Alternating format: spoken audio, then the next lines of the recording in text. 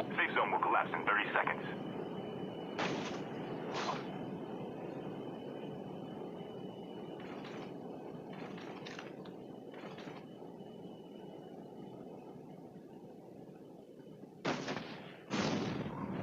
Safe zone will collapse in 10 seconds.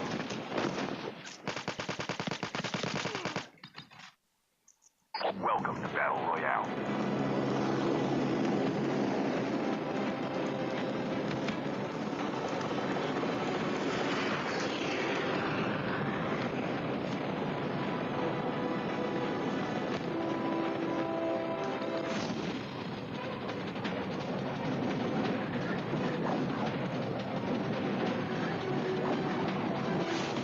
तो और भाई लोग क्या हाल चाल है यार। तो one of the most awaited battle royal game finally play store पे अर्ली एक्सेस पे आ गया है और मैंने इसको खेल भी लिया।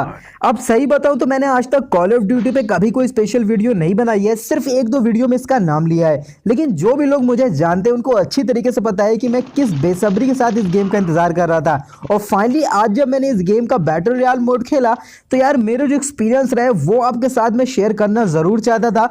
हो सकता है इस काम के लिए मैं कोई बेस्ट आदमी नहीं हूँ, क्योंकि यार मैं नहीं जानता कि डेवलपर्स एक गेम को बनाने के पीछे कितनी मेहनत करते हैं। लेकिन ये एक बीटा वर्जन है तो उन्होंने लॉन्च ही करा है अपनी गलतियों को सुधारने के लिए या फिर जो कमियां रह गई उनको पूरा करने के लिए। तो मुझे लगा कि इस गेम को खेलने के बाद जो मेरे एक्सपीरियंस है वो तो पहले फीडबैक में दे दूं, जो कि मैंने कर लिया, और फिर आप लोग के साथ भी शेयर करूं ताकि आप लोग को पता लग जाए कि इस गेम के साथ आपको क्या क्या उम्मीदें रखनी चाहिए।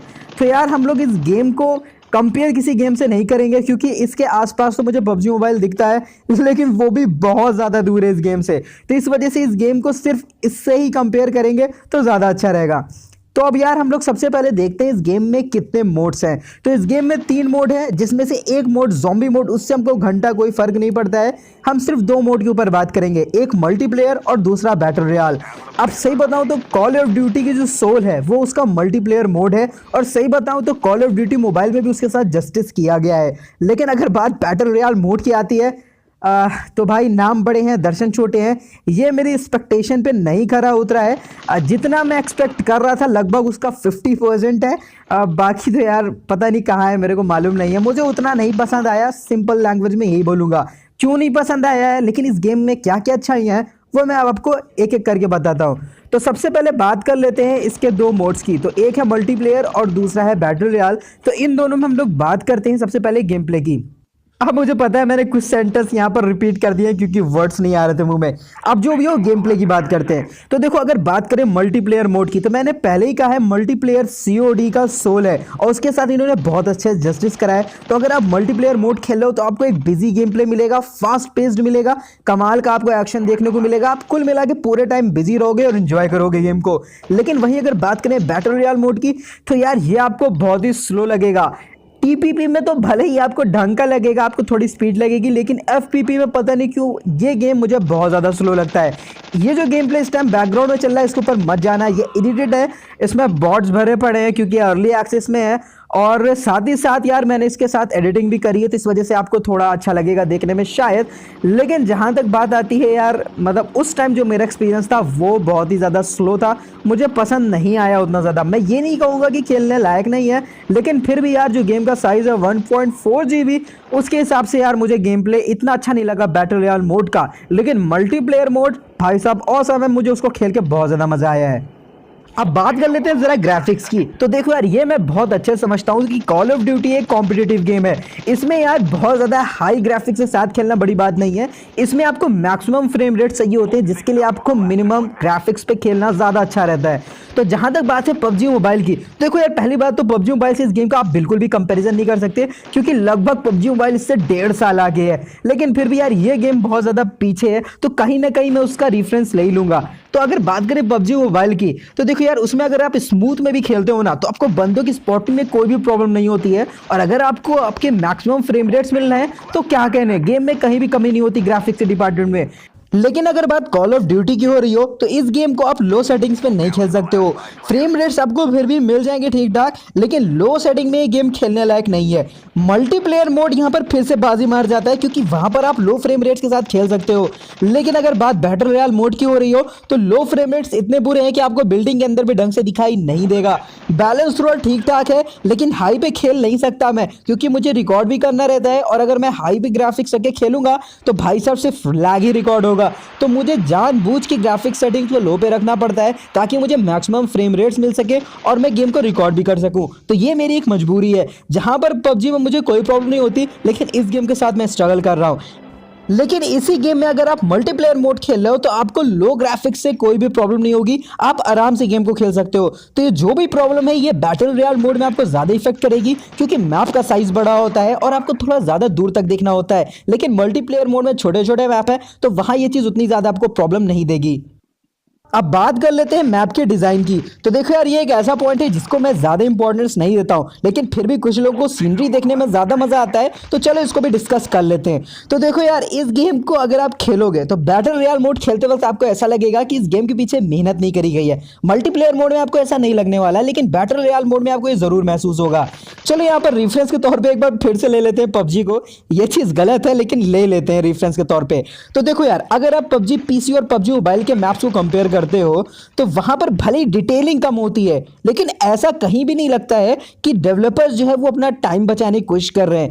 वो हर छोटी छोटी चीज जो आंखों को हम लोग को बहुत अच्छी लगती है देखने में, उनको जरूर इंक्लूड करते हैं। चाहे वो सैनॉक के पैराडाइज में खड़ा हाथी हो या फिर डायनो पार्क का वॉल्केनो हो, वो हर चीज इंक्लूड करते हैं ताकि पबजी मोबाइल को वही एक्सपीरियंस मिल सके जो कि पबजी पीसी खेलने वाले को मिलता है। लेकिन अगर बात करें कॉल ऑफ ड्यूटी की, तो यार ये मैप पता नहीं क्यों मुझे उतना ज्यादा पसंद नहीं आया, खाली खाली सा लगता है।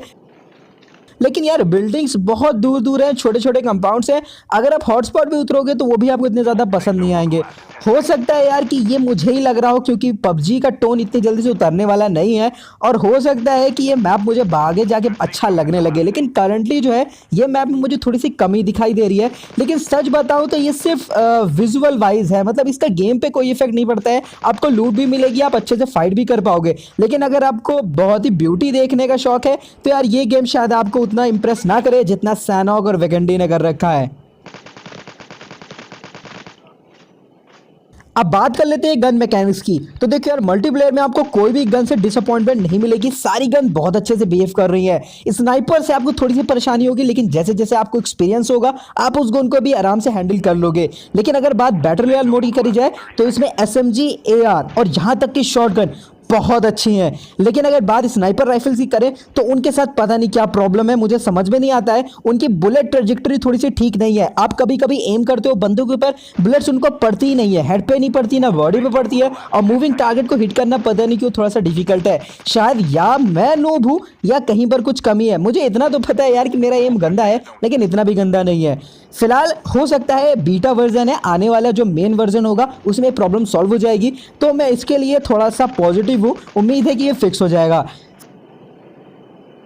अब बात कर लेते हैं जरा दो ऐसी प्रॉब्लम्स की जो ज़्यादा बड़ी नहीं है, लेकिन अगर क्रॉ खेलते हो तो आपको थोड़ी सी प्रॉब्लम हो सकती है, और हो सकता है ये आपके साथ प्रॉब्लम ना हो, लेकिन अगर हो रही है तो आप अकेले नहीं हो। ये प्रॉब्लम मेरे साथ भी हो रही है, इस वजह से आपको बता रहा हूँ। तो जो पहली प्रॉब्लम है वो है स्कोप के बटन के साथ। तो अगर आप क्लॉ खेलते हो और मेरी तरह आपके स्कोप के बटन के आसपास क्राउच, जंप, इन सब के भी बटन रहते हैं, तो वहां पर आपका स्कोप का बटन अच्छे से बिहेव नहीं करेगा। आप टच करोगे वो रिस्पॉन्स नहीं देगा, और अगर ओपन हो भी जाएगा तो क्लोज नहीं होगा, जो कि आपको मरवा के रख देगा।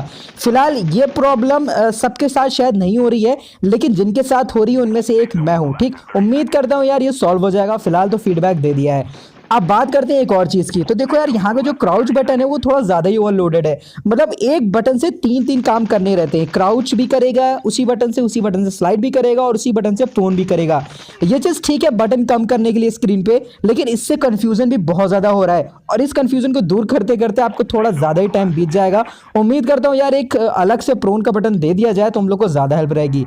फिलहाल यार इसी बातें मुझे आपको बतानी थी। ये बात ध्यान में रखना कि ये गेम बीटा वर्जन में है, और जब ये लॉन्च होगा तो इसमें ढेर सारे इंप्रूवमेंट होंगे। तो अब सबसे बड़ा क्वेश्चन, क्या ये गेम पबजी का रिप्लेसमेंट है और क्या ये उसे कॉम्पीट कर पाएगा? नहीं भाई, ये गेम तो बहुत अच्छा है, लेकिन पबजी बहुत आगे है।